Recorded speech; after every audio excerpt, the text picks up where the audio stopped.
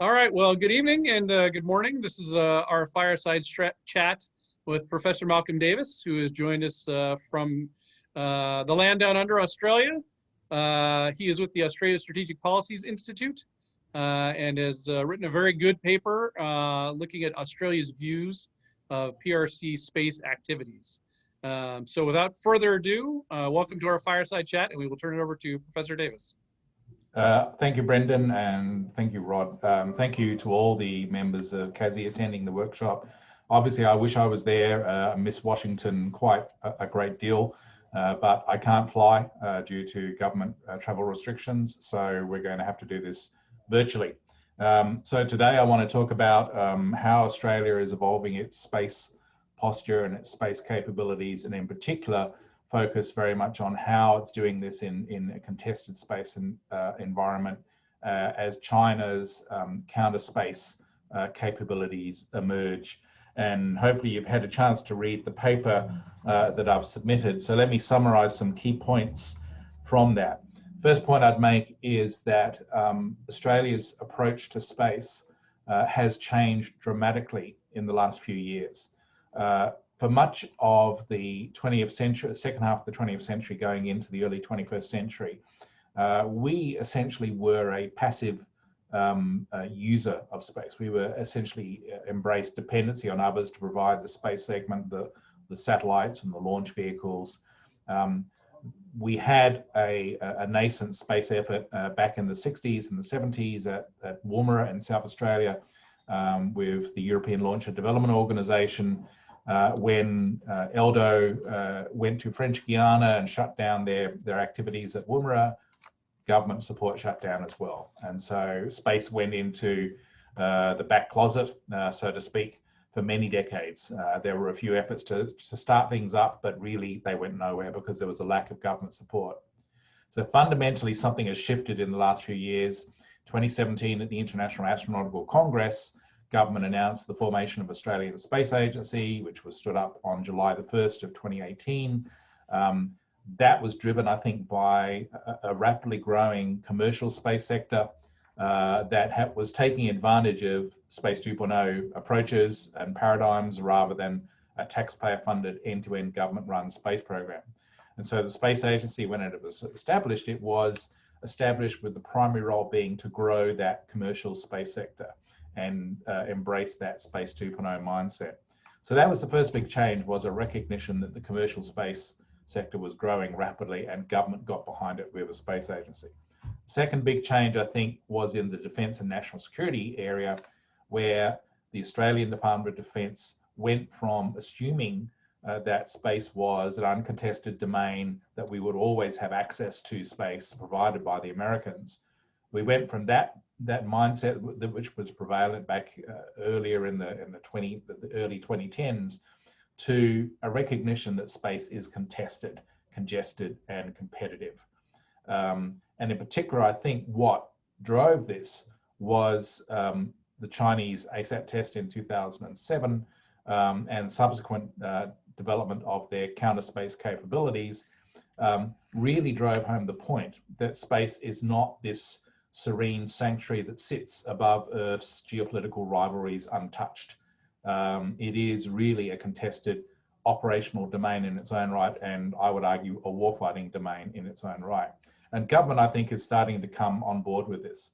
They're now starting to see the need for being able to operate Australian space capabilities in a contested and operationally limited environment. And so they're moving beyond the traditional focus on the ground segment, what I borrowed from the late Desmond Ball, a suitable piece of real estate for ground facilities, to starting to think about how we can contribute in the Five Eyes community and with the US and through groups like CSPO to contribute towards space resilience and space deterrence. And here the commercial sector plays a role in that. So you're seeing government interest and defense interest in small satellite options for intelligence, surveillance, reconnaissance, communications, specialized tasks. I think it's later this week, we have a payload being launched to the edge of space in South Australia to test an EW payload in space. And we have other projects in the works in the commercial space sector that contribute towards defence's requirements. So there's a significant shift there in terms of government thinking, that suddenly we can do it ourselves. We can contribute directly to have a space segment of our own. We've just seen an agreement signed for Gilmore Space Technologies on the Gold Coast to launch Australia's first satellite in 2022 on their own launch vehicle from an Australian launch site. So that is a significant step forward as well. So we're now moving away from this dependency on others, this passive consumer of space, to be an active provider of space, both in the commercial, civil sector, and also in the defense and national security sphere. And I think that's really important. And that was further reinforced, as I state in my paper, with the release this year of the Defence Strategic Update and the Force Structure Plan. And these two documents essentially are a new defence white paper. And essentially what it does is elevate the importance of space as a key domain for Australia, inject a significant increase in funding into that area, recognize the value of having sovereign space capabilities for Australia in terms of sovereign controlled satellite systems. It doesn't really go far enough in terms of sovereign space launch, but I think the commercial side will drag government along behind it, and we'll get there in the end. So the Defence Strategic Update and the Force Structure Plan documents, I think, really boosted and reinforced that trend of defence moving away from dependency towards being an active provider of space capability, not only for the Australian Defence Forces, but also for our allies within the Five Eyes community and indeed beyond through groups like the Quad. All of this, of course, is happening in the context of space becoming contested. We've seen China and Russia developing counter space capabilities based around ground-based direct ascent ASAT systems that they have tested in the past, ground-based counter space capabilities such as laser dazzling, jamming, potentially cyber attacks on satellites. And then there's the grey zone operation in orbit with dual use commercial military systems for co-orbital activities, where you might have a commercial platform that does satellite inspection or eventually on-orbit refueling and repair that can also do the same thing in terms of counter space ASAT capabilities. So the Chinese, I think, are developing all of these capabilities. We're seeing a steady progression in terms of where China is going in terms of counter space capabilities. And this is very much focusing our thoughts on how does Australia operate in a contested space domain? How do we contribute to space resilience, both for our own forces and also for those of our allies? And I think that the commercial side of things in Australia, including satellite manufacturing and ultimately sovereign space launch, directly contributes to space resilience in a number of ways.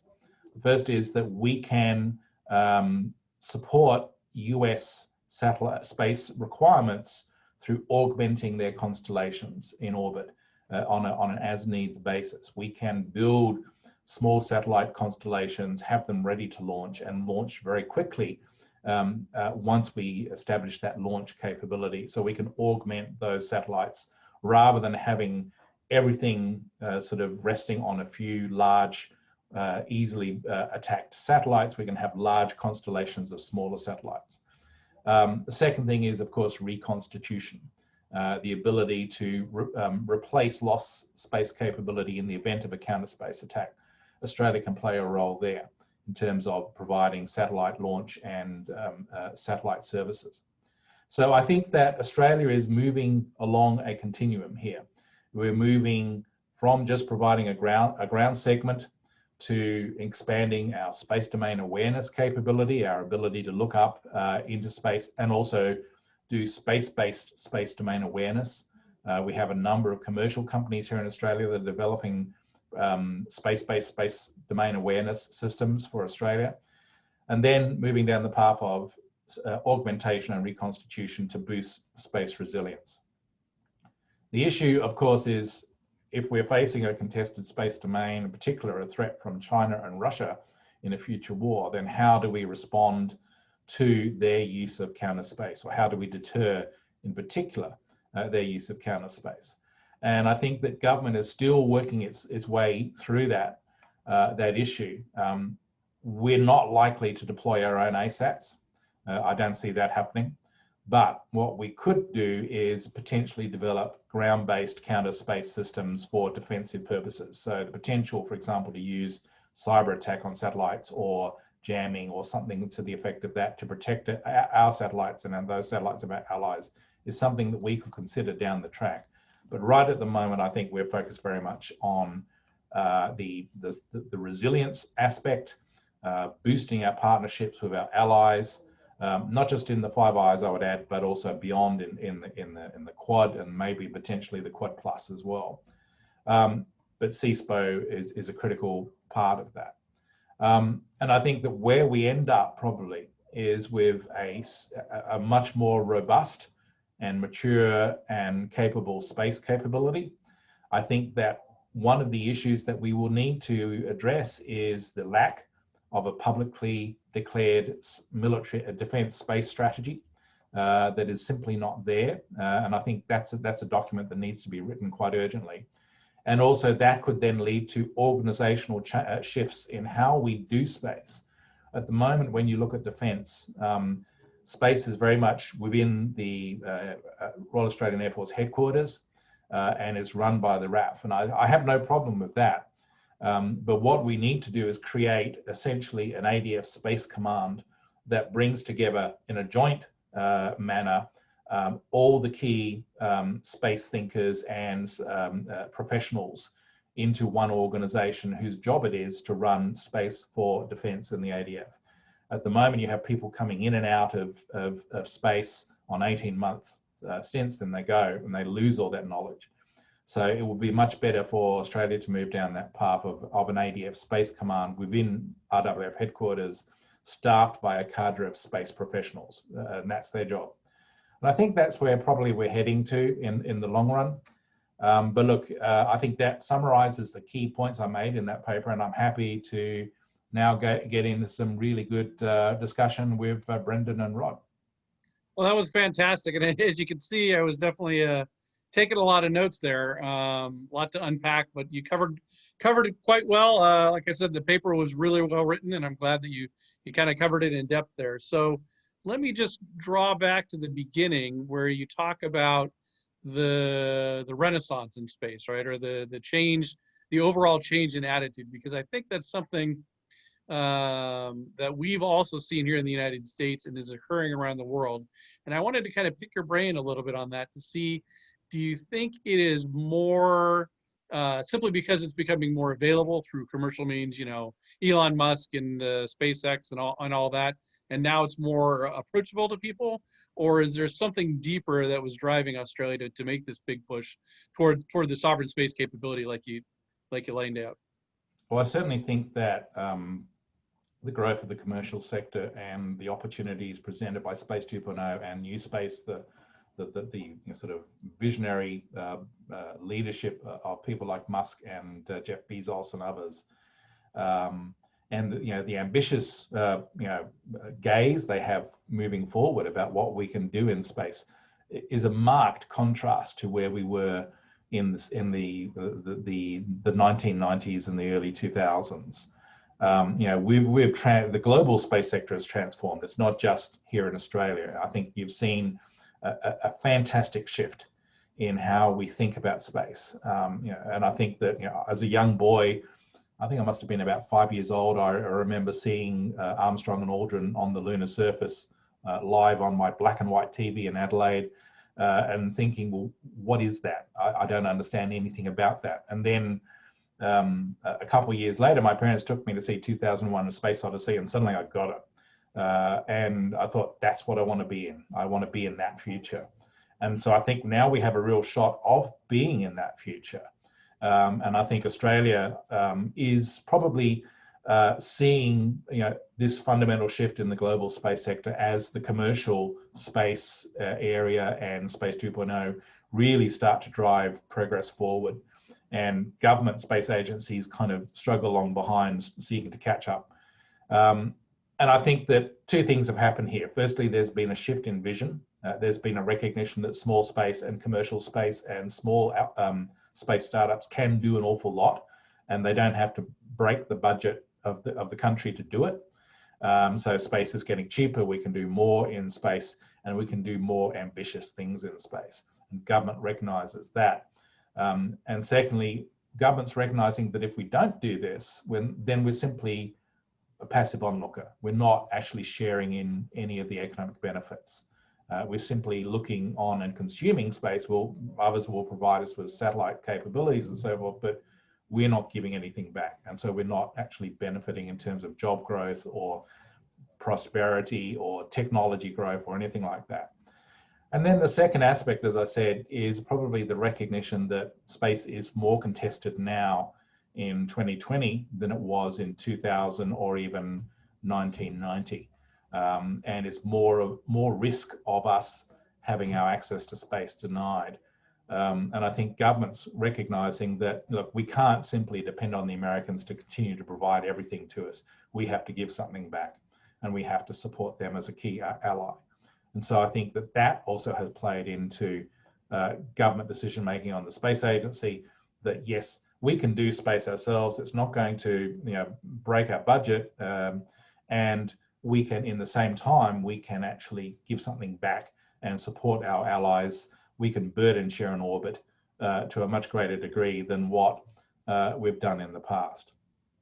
No, I think that's terrific. And I know certainly from the American perspective, one of the big concerns that Space Command recently, about a year ago, was talking about was just launch facilities and how we've been able to kind of close the gap and have more frequent launches.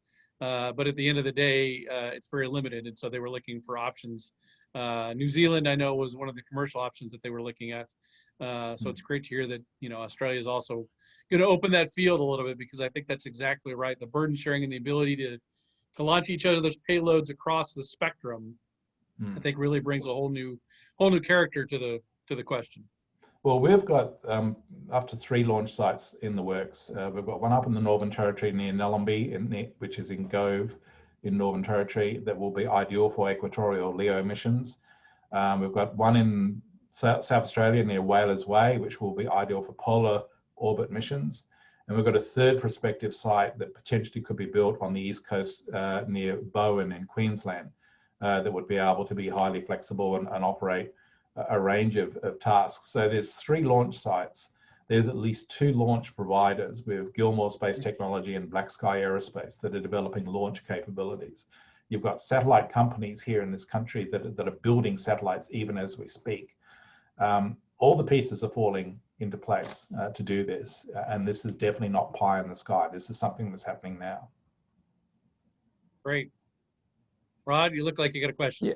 Yeah. So we started off sort of talking about how Australia as a whole got into this mentality. And you had talked about how currently there is no dedicated space command or equivalent of a space command. But I'm curious, in a wider sense, to what extent do you think, or do you sense that the Australian Defence Forces are personnel or the institution as a whole are embracing space as a warfighting domain?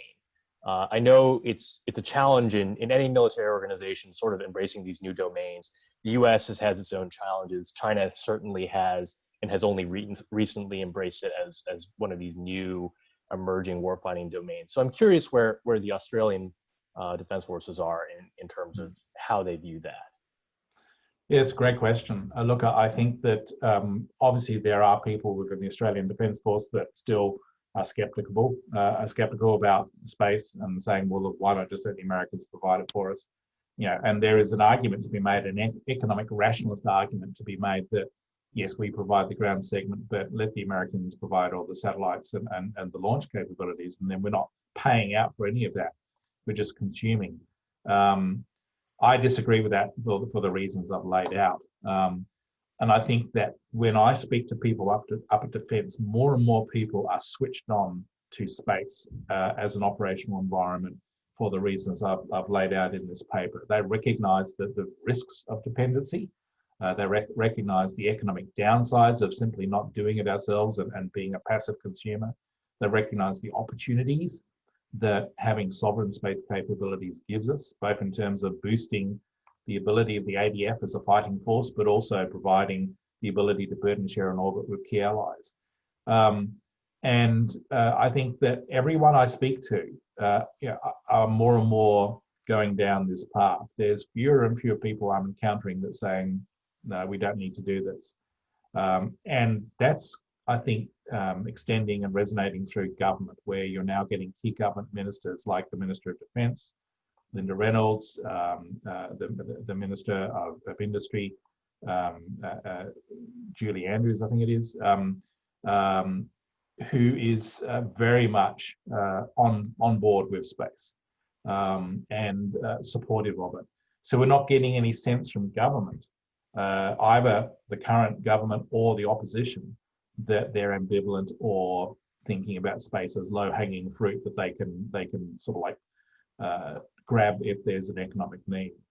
So look, I'm pretty positive overall. The commercial side is very vibrant and active. There's the defence is very supportive of it overall, and government is supportive. So as I said, the key things are falling into place to make this happen. Let me pull on that thread a little bit. So China has called it the new strategic commanding heights, right? Space. And they created the strategic support force just for that mission set, along with the cyber, the new age advanced capabilities, I think the Chinese call it. And the U.S. is kind of struggling with, it is a domain in and of itself, but it's also a supporting domain. And then there was recently a bunch of hullabaloo about, well, what if an ICBM goes through space? Who's controlling the ICBM during that trajectory? What are Australia's thoughts on it is a domain itself, but it's also a supporting domain, but it needs, to have this weird strategic, I guess, interlacing of everything. What's the Australian perspective on that? Yeah, like I've been following the US debate, blue water versus brown water and high ground and all that sort of stuff. And I think it's fascinating, and I think it's an important debate to have, particularly as the US develops its Space Force and the Space Force works out what it's going to do in the coming decades. I think for Australia, we're not at that stage yet. The Force Structure Plan and the Strategic Defence Update did indicate that they see space as an operational domain in its own right, which is a step forward from where it was in the past, where it was always seen as just this supporting adjunct that really, it was there, we could always plug into it, but we never needed to think much about it. So we have moved on along the continuum in that regard, but I don't think we're quite as advanced in our thinking as where the US is at the moment. I think part of the problem is that we don't have a dedicated space command. We have a dedicated cadre of space professionals. We have project officers, and we have a team of people in RAF headquarters who are space-minded and very tuned in on this. But we don't have a space strategy. We don't have a formal organizational structure for space. Now, I'm not suggesting that Australia needs to have a space force like the US has done. But what I am saying is that we do need some sort of organizational coherency to space. And that would then, if we have the right people staffing that, and with a clear and coherent space strategy underpinning it, I think that would then drive the debate about doctrine. It would drive the debate about conceptual thinking in all sorts of interesting ways. And I think we'd get to that point. And my view is that space is an operational domain in its own right, and it's becoming a warfighting domain. It's always been militarized since the 60s, but I think we are moving down the path of weaponization. So it will become a warfighting domain in its own right. But space, and here we get into the blue water versus brown water thing. Space, the immediate relevance for space is in the brown water, in the LEO to GEO environment, supporting terrestrial forces. But in the next 20 to 30 years, I think you could see increasing interest in what's happening out in the blue water at cislunar space, particularly if there is major power competition on and around the moon, and competition for resources. And I can see both sides of the debate on this. I'm not one of these people that says it's either must be brown water or it must be blue water. I think that there's value in both. Great. So you mentioned electronic warfare, that you know, this upcoming payload, and that's really interesting to me because, you know, the Chinese and the Americans tend to look at things a little differently sometimes when it comes to operational art, things like that. How does Australia view the interconnection between electronic warfare and space? Well, look, this is once again a new area. As I indicated, we're launching a payload on a suborbital rocket. I think it's later this week from a launch site near Whalers Way in South Australia that will test the capability for ultimately deploying space-based electronic warfare capabilities. So there's a company in South Australia called Duke, DEWC, that are developing a constellation of satellites that will do electronic warfare. I would imagine, I don't know the details because they're highly classified, but I would imagine SEACINT and ELINT type birds. We're testing out these sorts of capabilities. In other words, we're not being constrained by traditional thinking. We're saying, what can we do with small sats that's new and innovative? And electronic warfare, I think, is one of those areas where we do need to invest a lot more. We've obviously put a substantial investment into platforms like the F-35 Joint Strike Fighter, with the main advantages of that platform being obviously stealth, but also systems integration and the ability to integrate offboard and onboard sensors to provide this God's eye perspective of the battle space. But the key risk of that platform is that an adversary will find a way to counter its stealth, its low observability.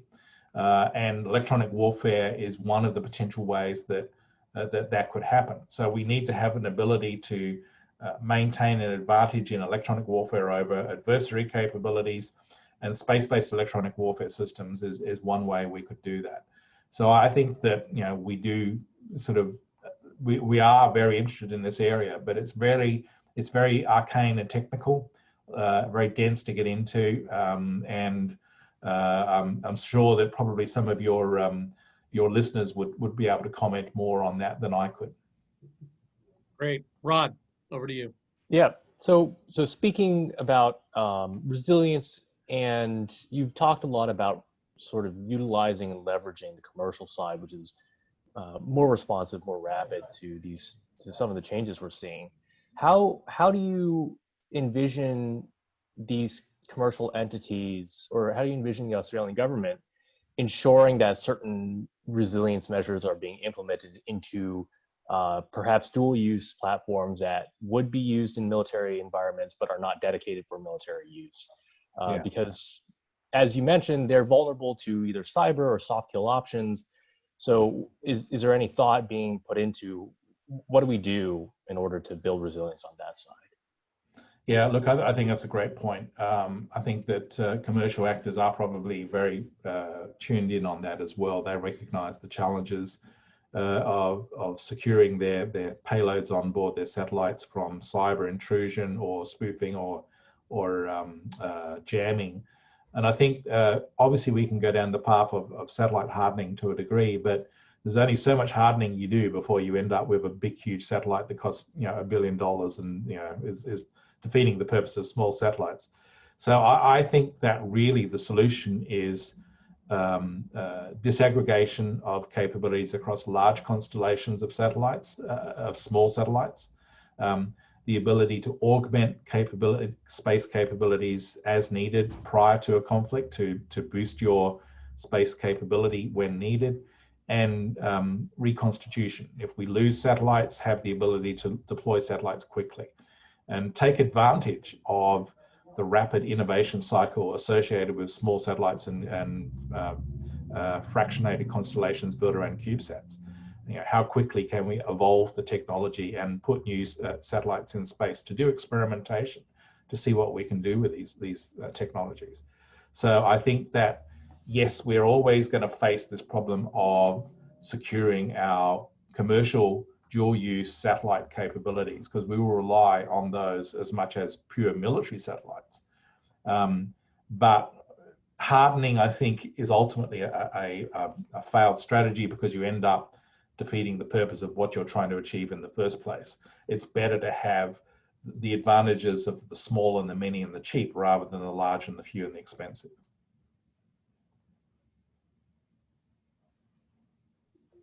So if I can follow up on that, another sort of talking about these soft kill, potential soft kill options against satellites. And your paper mentions, the growing threat of gray zone operations, or left of launch, pre-conflict, whatever you want to call it. And I know that ADF currently doesn't really have that brain trust of space knowledge, because they get rotated so often. But with the idea that both the Russians and the Chinese are embracing this concept of gray zone operations, or however you want to call it, is there any thought on how Australia would respond, or how they would sort of preemptively view Chinese gray zone operations in space? Yeah, I think that's a good question. I mean, and I think that it's not just Australia. I think the US has to think about this as well. I mean, how do we know that a commercial satellite that is being deployed for satellite repair and refuel doesn't have a military role as well, either for satellite inspection, or in a worst case scenario, it has an integrated electronic warfare capability that can jam the satellite at close range. After all, we're not talking about physically destroying a satellite here, we're talking about soft kill. So disabled, damage, or deny. And if you've got a satellite that can maneuver close to a target and then jam it, or give a burst of microwave power to disable it, how do we know then that the satellite itself hasn't failed for technical reasons, or is it the result of the other satellite? So I think this is a fairly new area in terms of, for everyone, in terms of understanding how we respond to gray zone operations in space. And I think that as the commercial sector really gathers pace, particularly as we move down the path towards what I call free-spaced economy, where you have large-scale commercial activity in space, I think that it becomes more challenging to manage the gray zone. And so we have to, I think, probably establish rules of the road for operations in space, just like we have rules of the road for operations at sea. So maybe there needs to be an incidents in space type protocol established between the major powers to try and manage this. Because, we talk about the Chinese and the Russians doing this, we'll be doing commercial space activities that could involve rendezvous and proximity operations and a close approach to other satellites. So it's in China's interest and Russia's interest to sit down and talk to us just as much as it is in our interest. So I think the equivalent to an incidents at sea or an encounters at sea type arrangement is something that would be useful, but also boosting space domain awareness, having the ability to monitor activities with high resolution on a 24/7 basis. At the moment, Australia has established a facility out at Exmouth in Western Australia, which has a C-band radar and an optical space surveillance telescope. But you've got all these commercial actors also developing space domain awareness capabilities that could be integrated into a national network that could then provide greater support through CSPO to our Five Eyes partners and beyond. So having that instant ability to understand what's happening in the LEO to GEO environment, I think is something that we should all work on as well. Well, and I think that ties in really nicely to one of your earlier points, and then something you said here in the talk is leveraging, the alliance and the partners and friends, which gets into, like you said, space, situational awareness, understanding what's going on there, which kind of leads to intelligence sharing, right? So there's the commercial side of things, which is just progressed leaps and bounds. There was a space conference here back when we had conferences at the end of last year, and the commercial ability to track smaller and smaller things in space is rapidly improving and is impressive. But how is Australia looking? I know in the United States, we continue to have this problem, and General Goldfein, who just retired, but when he was CSAF, the Chief of Staff of the U.S. Air Force, he liked to say we need to get from no foreign to yes foreign. And so talking about the classification problem that we have. So obviously with the Five Eyes, it's not as big of a problem, but there are still some hurdles there. But once you talk about the Quad, Australia, Japan, India, United States, potentially Singapore, some other wealthy nations that get into it, how is Australia looking at managing both the risks of declassification or working with partners versus the benefits that they're going to get? It's a good question. And I think that, what we don't want to go down is the path of ITAR, where nothing gets out, because that's self-defeating. Look, I think that it's a really big challenge in terms of working with, not only within the Five Eyes, it's not so much a problem, but if we take it outside, I think it becomes more challenging. I think that, one of the obvious steps that Australia could take would be working with Japan on space capability and intelligence sharing. And I think that, we can take certain steps along that path, but it needs to be more carefully managed. And the more broadly we disseminate our role, the more challenging it becomes. So, for example, were we to share information with Taiwan, how do we manage the not only the diplomatic fallout, but also the intelligence risks of going through them? So I don't have a good answer in terms of actual processes. I think that this is a problem that needs to be considered by defence and by government, and a framework needs to be established. But the worst thing we could do would be to shut everything down under an ITAR type posture, because that would create more problems than it solves. Yeah, I agree wholeheartedly on that. Just a quick follow-up on the idea of supporting partners. That was another sort of key theme that you touched on in your paper. In addition to information sharing, is there any thought being given into helping partner nations, especially those that don't have their own launch capability, to establish their own organic space segments as well? So, Taiwan might be a sensitive one, but there are, Singapore or other partner nations that don't have their own ability to launch. Oh, certainly. I mean, when you speak to the companies that are establishing space launch sites up in Northern Territory and South Australia, one of the key focuses for their business plan is engaging with foreign partners to launch their rockets. Southern Launch, which is operating the Whalers Way launch site in South Australia, are working with the South Koreans with the Blue Whale launch vehicle of Peregrine Aerospace in South Korea to launch small satellites. Equatorial Launch Australia, which is running the Northern Territory launch site, are anticipating engaging with foreign partners to launch their launch vehicles. And we would obviously welcome the opportunity, for example, to establish a launch site or develop a launch site, either Northern Territory or South Australia, that could launch US rockets. I have this sort of vision. I don't know technically if it's possible, but a Falcon 9 launches out of Cape Kennedy, touch it, and they send the first stage back down to Northern Territory. We refuel it, repair it, and prepare it for launch, and then launch it back up again. These sorts of ideas of what could we do with a BFR Starship Super Heavy in terms of cooperative launch opportunities. That's just my flinging ideas out of my head at this point in time. But I think that the fundamental point of working with foreign partners to help them develop launch capabilities for smaller states that maybe can't do launch, I think is perfectly valid. All right, so let me throw a curveball at you, and this will cover kind of something we haven't talked a whole lot about, the scientific realm, and some of the things you were talking about with partners. So in a few years, unless something dramatically changes, the International Space Station will conclude its mission. China has already announced and is in progress of creating their own space station. NASA is by and large prohibited from dealing with working with China for we'll call the area scientific space exploration but really, it is expanded to the commercial space and things like that.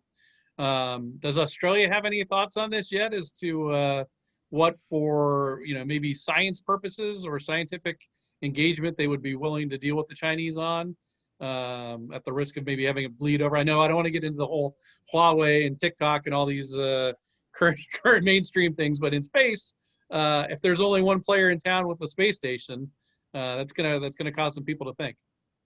Look, ASPI, the think tank I work for, has been instrumental putting out a number of reports highlighting how the Chinese have used the Thousand Talents Plan and civil military fusion to grab technology and research and development from foreign countries, including Australia.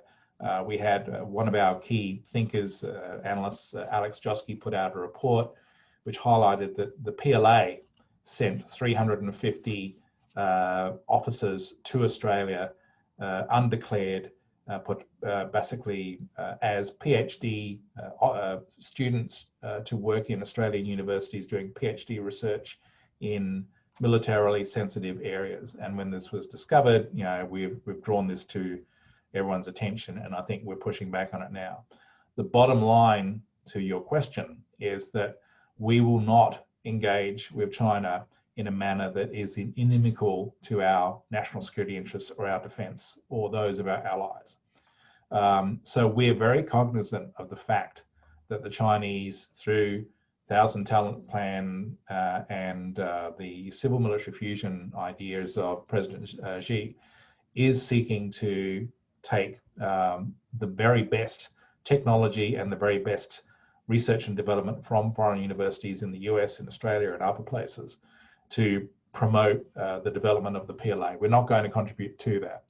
And obviously any cooperation with China in space runs the risk of that technology then extending into the military sphere, because the Chinese national space program is essentially PLA run. So I don't see us working with the Chinese on their space station. What I see us doing, and I think that's already been highlighted by the Australian Space Agency, is working with the Americans on Artemis for the moon to Mars. And there's already discussions underway, even as we speak, about how Australia can contribute to the logistics for Artemis in terms of Australian companies. So this is where I see us going, is working with the US, with other Five Eyes partners, perhaps with Japan, on the civil space side of things in terms of science and scientific research and exploration. But no, I would be amazed if we would engage with the Chinese, especially given what's happening right now in terms of the collapse in the relationship between China and Australia. Sure. Rod? Yeah. So on the note of engaging with China, you touch to a certain extent about deterrence in space. And I'm curious if you have any thoughts about how does China view Australia's sort of embrace and growth in the space sector, especially on the security and defense side. I think in the United States we get kind of engrossed in how the Chinese and how the PLA views our own space developments. And so, when we launched the X-37, we were very cognizant of what the Chinese state media is talking about and how they're characterizing that. But as far as how they characterize Australian activities, I think a lot of us in the United States are ignorant for the worse about how the Chinese view that. Do you have any sense of Chinese perspectives on Australian space development? They haven't given really much away in terms of their comments. I think they're waiting to see what actually we do. And I think now that we have the prospect of a launch in 2022 with a satellite of our own, and we have space launch sites in the works, and we have launch vehicles being developed, I think you will start to see the Chinese paying more attention to our space sector. They have attempted to try and buy into our space sector through getting involved in collaborative research. But as I said, we make our decisions on that based on national interest and our national values. And so therefore, we're trying to keep them at arm's length. I do remember there was an attempt by the Chinese to get involved in SmartSat CRC, which is the research organization in Adelaide that brings together a lot of universities and higher education areas and companies to develop satellite technology. And ASPI advised them to back off from that. So I do think that the Chinese are watching us. They're watching to see what we do. I think once we actually start to deploy our own satellites and our own launch vehicles, and once we start to get runs on the board, then I think you will see the Chinese perhaps commenting more forcefully on us. But right at the moment, they're very quiet, and to be honest, that's to be expected.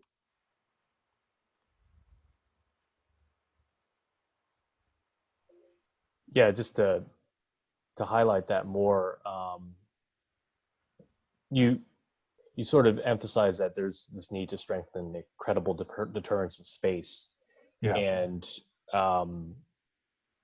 just drawing on my understanding of how the Chinese view deterrence in either broad sort of state level, strategic level sense, or even the military sense. There is this emphasis of deliberate messaging in what they show in either media or is sort of accidentally leaked. All of it is designed to build a narrative and to build a message oriented towards deterring the adversary from operating in that domain in wartime. And so I'm curious if the ADF has started thinking about this. Yes, the capabilities don't quite exist yet, but if there's at least some discussions of, okay, once these capabilities do start materializing and the Chinese do begin talking about it, it's sometimes useful, and in fact most of the times it's useful to sort of be the first mover in saying, in establishing a narrative of what the program is for and what it's intended to do, as a way of both shaping public opinion but also shaping how the Chinese are viewing it. So it sounds like the ADF hasn't quite gotten there yet, which I guess isn't a surprise. Most governments probably wouldn't be so proactive. The United States probably isn't either. But I was just wondering if that was something that was at least being kicked around in back rooms somewhere. I think it is. I think you're right. We haven't got there yet. We're still thinking very much in terms of the practicalities of what space capabilities we need, how we're going to get them, whether we need to do launch or we rely on others. But I think that there's also this fundamental debate occurring, well, how do we operate in a contested space domain, where obviously the Chinese have a counter space capability, and how do we contribute towards deterrence in space as part of a coalition with the United States? And so, I think that we're focusing very much on the practicalities of capability to achieve that deterrence. But I'm not sure we're at the point yet where we're talking about signaling to Beijing our intentions in space. I know the US is already thinking about that, but the US is much further along the path than we are.